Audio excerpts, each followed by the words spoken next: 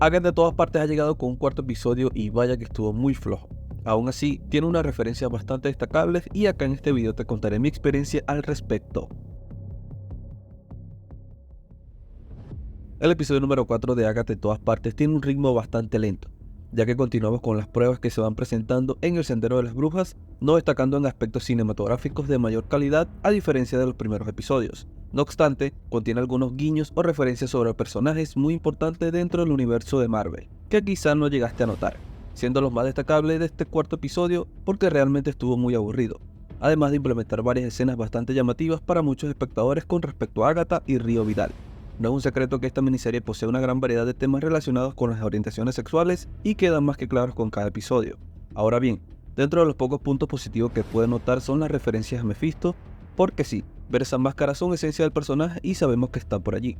Se continúa con la buena interpretación por parte de Catherine Hahn, agregando más rasgos sobre la falta de empatía y maldad que posee como bruja, sumándole a esas expresiones que brindan un aporte significativo para su desenvolvimiento. En este episodio tenemos el regreso de Río Vidal y es bastante llamativa, ya que sus maneras de interactuar con el resto de la aquelarre es muy curioso. Además, como lo mencioné en el video anterior, ella es la muerte y acá se tuvieron escenas bastante claras que lo confirman. Por ejemplo, cuando conversa con Agatha y menciona que quiere cuerpos. Otra escena es cuando Agatha le dice que no se quede con el cuerpo del adolescente. Un dato bastante llamativo es que el demonio nunca la atacó a ella, ya por allí te podrás imaginar. La muerte en los cómics es una entidad cósmica y obviamente es fuerte. En algunos momentos Thanos se enamoró de ella, al igual que nuestro amigo Deadpool. Es importante mencionar que también se confirmaron los vampiros dentro de este universo. Y tenemos un pequeño momento donde se mencionan a las Hijas de la Libertad, un equipo de heroínas que hicieron todo lo posible por limpiar el nombre del Capitán América. Aunado a ello, se vuelve a realizar el cambio de escala una vez que entran en las casas de las pruebas, reflejando ese apartado de puesta en escena y vestuario, el cual para muchos en este episodio está bien ejecutado, pero ¿es en serio Marvel? Y señores, no miento cuando digo que este episodio fue muy flojo y aburrido, ya que a lo mejor fueron esas referencias y esos momentos de intriga por parte de Río Vidal.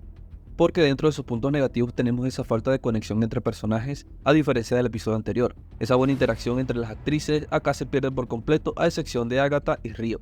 Sin mencionar todas esas escenas con pelucas bastante horribles, entiendo el enfoque que se quiso dar, pero ese pequeño detalle se ve muy mediocre. Además, que el peligro no representa algo tan llamativo o que te pueda sorprender porque puedes predecir todo el episodio, agregando también que la trama no es tan convincente y de continuar con los episodios con estos argumentos no creo que resulte algo agradable para Marvel Studios. Si has llegado a esta parte del video, por favor no olvides suscribirte al canal y activar la campanita, eso me ayuda muchísimo. Este cuarto episodio se hizo muy largo porque retoma la misma premisa del anterior, y definitivamente no pude conectar en su totalidad más que ver esas referencias. Agatha de todas partes va perdiendo audiencia y es muy notorio.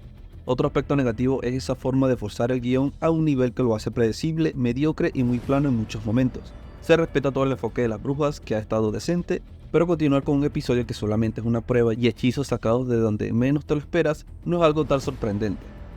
Lo he mencionado en los videos anteriores y todo lo relacionado con Wanda, Mephisto y en este caso Wiccan es lo mejor que posee Agatha en todas partes. Y sí, ya está más que confirmado por la empresa Funko que el adolescente es Wiccan, pero de forma oficial en la miniserie no se ha dicho nada. Pero haciendo referencia a la última escena entre Agatha y Río, las teorías comienzan a predominar. Sigo manteniendo mi comentario sobre el personaje, pero desde el inicio es lo que prometía la serie. Cuéntame en los comentarios qué te pareció este episodio. Por acá te dejo otra crítica que te puede gustar, y no olvides que el cine es reflexión.